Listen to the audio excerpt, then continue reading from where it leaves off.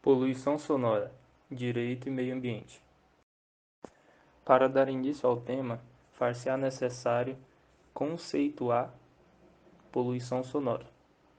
A poluição sonora trata-se do conjunto de todos os ruídos provenientes de uma ou mais fontes sonoras, manifestadas ao mesmo tempo num ambiente qualquer, quando um som altera a condição normal de audição em um determinado local.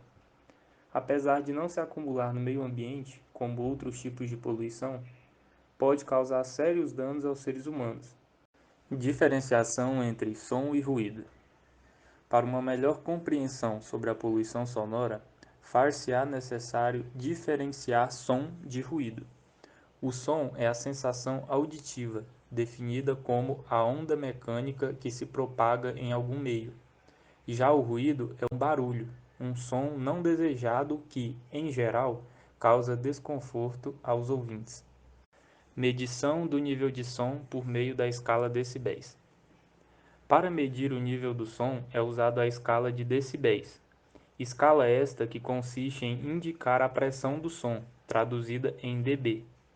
Segundo a Organização Mundial da Saúde, OMS, os ruídos de 50 decibéis já são prejudiciais para a comunicação, sendo que, a partir de 55 decibéis, há grande possibilidade de causarem estresse. A partir de 75 decibéis, o ruído apresenta risco de perda da audição.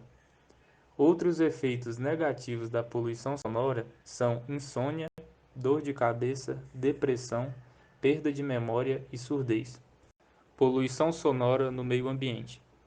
No meio ambiente, a poluição sonora provoca a perturbação dos animais, acabando por afastar as aves, diminuindo a sua população local. Como consequência, desequilibra o ecossistema e aumenta a população de insetos devido à ausência de seus predadores naturais.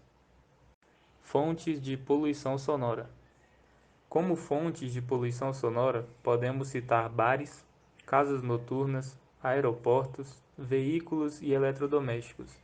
Em épocas festivas, podemos considerar também os ensaios de escolas de samba, desfiles de carnaval, fogos de artifício, além de eventos para campanhas políticas.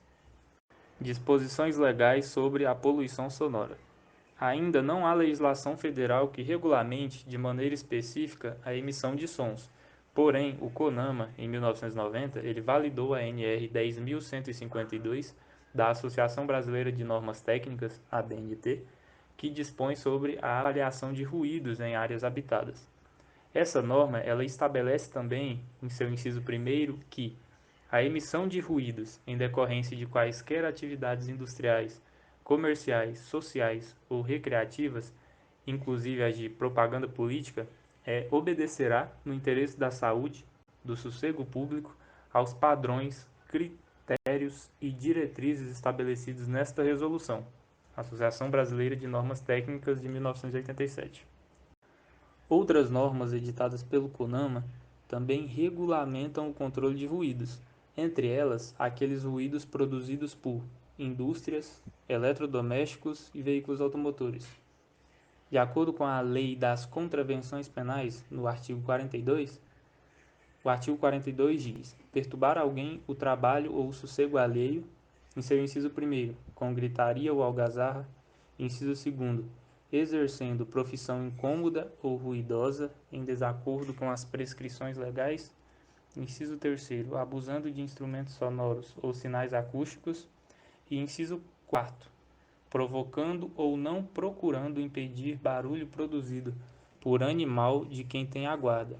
Pena, prisão simples, de 15 dias a 3 meses, ou multa, de 200 mil a 2 contos de réis.